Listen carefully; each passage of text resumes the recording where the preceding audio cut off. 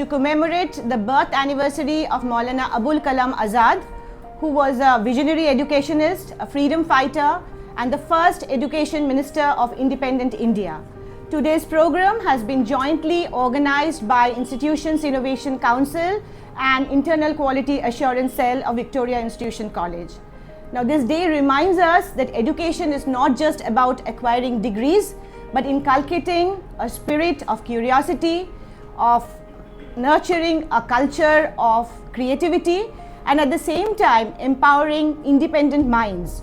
So at Victoria Institution College, under the able guidance of our principal madam, we have been able to foster a culture of innovation and critical thinking, the very ideals which Maulana Abul Kalam Azad, these ideals were his lifelong ideals which he championed. And we are today privileged to have two eminent speakers, Dr. Suchandra Guha, Associate Professor from the Department of History, and Professor Suchanda Ghosh, Associate Professor from the Department of Political Science, who will enlighten us about the evolution of Indian education, the visions of Maulana Abul Kalam Azad, and its influence on the national education policy. Now, before we begin, I would request our Principal Madam to kindly address us. Very good morning to today's speaker, my dear colleague, teachers, and my beloved students. Today is the National Education Policy Day, which is celebrated by Institutions Innovation Council. NEP started its journey in 2020. The main vision of this policy is to inculcate, to nurture the individual skills of the students, and also there is a logic of self-nurtured. Each and every student has certain skills. You have to nurture this and you have to move on that directions. There is another important point in national education policy, that is the entrepreneur. Each and every student has certain innovative skills. They have to nurture this so that they will learn more things. Few of the students, they become future successful entrepreneur, and they will generate jobs, they will provide jobs to others. There is also another term, life skills, and also the internal knowledge systems, Indian knowledge system. In that policy, they have given the trace on this. To celebrate this special day, now we have the honorable speakers. They are your own teachers, but when they will deliver lecture on this special day, obviously some important and notable points will be delivered by them, and I hope students will get certain sense from their words. Now it is my proud privilege to introduce our two esteemed speakers, Dr. Suchandra Guha, who teaches in the Department of History. Dr. Suchandra Guha graduated from Bethune College and pursued her MA in History from University of Calcutta. She worked under Professor Ranjit Sen of Department of Islamic History and Culture, University of Calcutta, for her research work on the transformation of the role of women within the framework of marriage in 18th and 19th century India. She was granted a PhD degree by the university in the year 2007. Apart from libraries and archives of Kolkata, she collected her research material from Oriental and India Office Collection, British Library, London, and Bodleian Library, Oxford. Her thesis was published in the form of a book titled Anatomy of a Social Institution in the year 2010. After that, she worked in a project under Jadavpur University funded by the government of West Bengal for compilation of a dictionary in Bengali, which was published in the year 2013, titled Dictionary of Historical Places, Bengal from 1957 to 1947, published by Primus Books.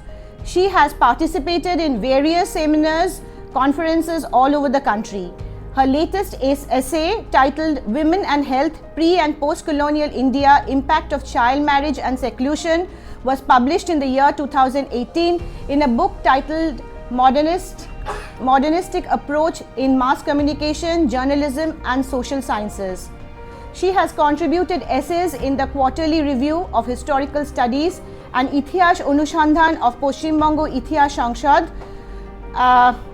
Apart from that, she happens to be a versatile academic who is extremely popular both in her classes as well as in the broader academic world. Now we move on to our next speaker, Professor Suchandra Ghosh, recipient of Shaptadingo Award from the SARC Cultural Forum. Professor Suchandra Ghosh is a versatile academician with more than 25 years of teaching experience. She graduated from Presidency College in 1993 and completed her Masters in Political Science from the University of Calcutta in 1995. She has also completed research coursework at Jadavpur University. Her teaching areas include political theory, political thought, and the Indian Constitution, and her research interests center on women's studies. Among her notable publications are Terrorism Seen Through a Gendered Lens, which was published by Om Publications in the year 2007, and Ecofeminism, Recovering Feminine Principle, which was published by Renaissance Publishers in the year 2007. She is an active member of West Bengal Political Science and the Council for Political Studies. So faculty and students, please join me in welcoming our two esteemed speakers. Calling me here, inviting me to deliver this lecture. As you see from the title, it is Evolution of Indian Education System Through the Ages.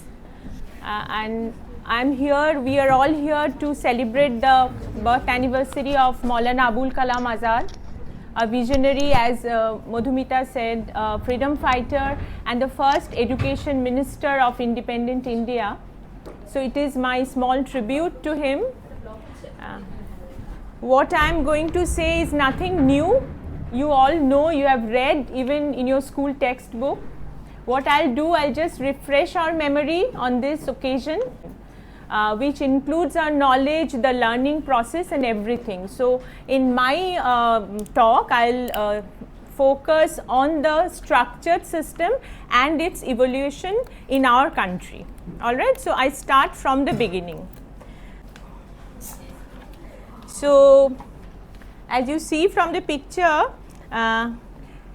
if I start from the evolution, if I say that from the time of Homo habilis to Homo erectus and to Homo sapiens and then Homo sapiens sapiens, if we see this evolution, there are two major factors that separated homos from the apes and monkeys, because we basically belong to monkey family, but when we became homos, there were basically two factors. I'm not going into the scientific detail, I'm not an expert on this, but two basic factors were very, very important. One was bipedalism. Bipedalism was walking on 2 feet. Another one was expansion of brain. That was very, very important, and we see that human brain, when expanded, that gave birth to the most important thing, that which we say cognition, that is cognitive ability. For my students, cognitive ability is reasoning, problem solving method or ability of solving problems, and imagination. So if we see the evolution, when I am talking about Homo habilis and Homo erectus, it is the period we call Paleolithic period. Paleolithic also has 3 layers, lower, middle and upper. So in the lower Paleolithic we have Homo habilis, then Homo erectus and Homo sapiens sapiens in the Paleolithic. So and during this period what we see, that due to this cognition and problem solving and reasoning, what they are learning to hunt.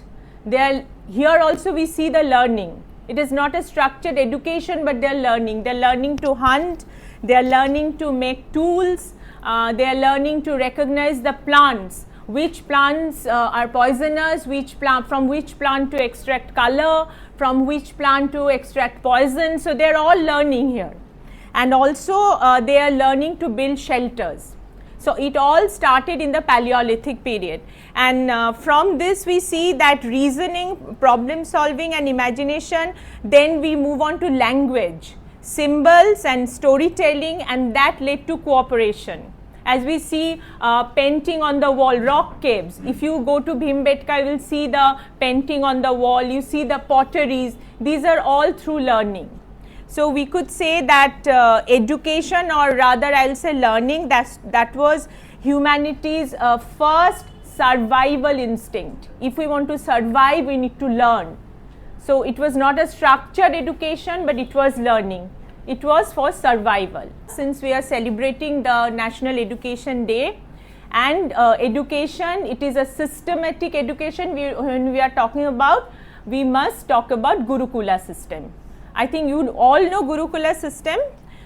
Here from oral tradition to Gurukula way of life, we started with Shrutis and Shritis. I am not going into detail, that was our oral tradition. And the early teacher or guru was not merely an instructor, but he was a spiritual guide. And learning was an act of devotion. Very interestingly, by the Vedic period, education was already well structured.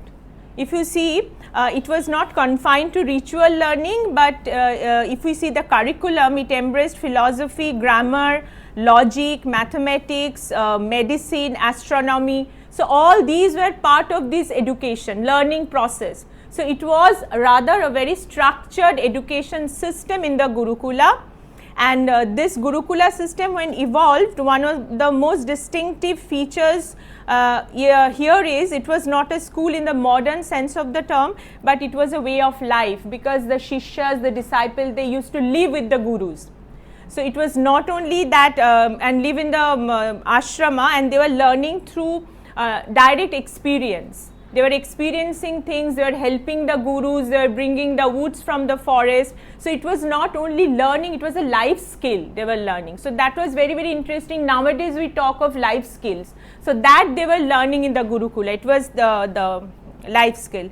And curriculum, as I said, curriculum was holistic, physical training and discipline complemented intellectual and spiritual education. Teacher-student bond was sacred and symbolizing humility, respect and lifelong reverence. So the purpose of this system was to build not just a learned individual, but a complete human being. We nowadays in the NEP also we hear about it, it's a complete human being. We have to know, apart from our curriculum, we have to know so many things. So going through, if you see the women's journey, it reflects a journey from initial prominence and then marginalization and then followed by revival. It was like that, because if we see the Vedic period, during the Vedic period, women enjoyed the freedom to pursue education. They participated in scriptural studies, philosophy and Vedic rituals. We have women like Gargi, Maitreyi, they were prominent scholars. Several hymns of the Rig Veda are attributed to women sages. They participated in debates. And then there were two educational categories also, Brahmobadinis. They were lifelong learners, scholars of philosophy, and Sadhyobaha, studies until marriage. So the kind of education they received. In 1947, what we see that India faced an enormous challenge of building a modern nation from a colonially structured system. But education was recognized as the foundation of democracy and development. And certain key features that were the key principles of post-independence policy was universal access to primary education, removal of illiteracy, equality of opportunity, promotion of science and technology, integration of culture and moral values. These were the key principles, and here we see the role of our first Prime Minister Pandit Nehru and Education Minister Maulana Abul Kalam Azad. Here we see his role. And Maulana Abul Kalam Azad, India's first education minister, he served from 1947 to 58 and he led the foundation of modern national education. and he wanted to see an India which is secular, scientific and very confident. That's what he wanted to see. I'm sure the house has a number of questions.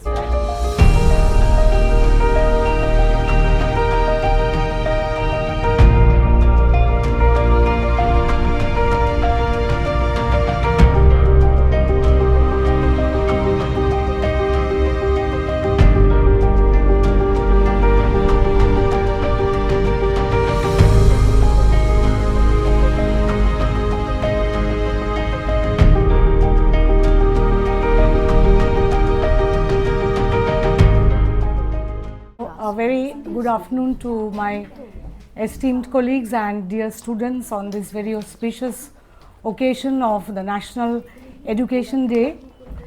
And it's really a huge honor for me to be able to share some of my humble thoughts to you on this very special day.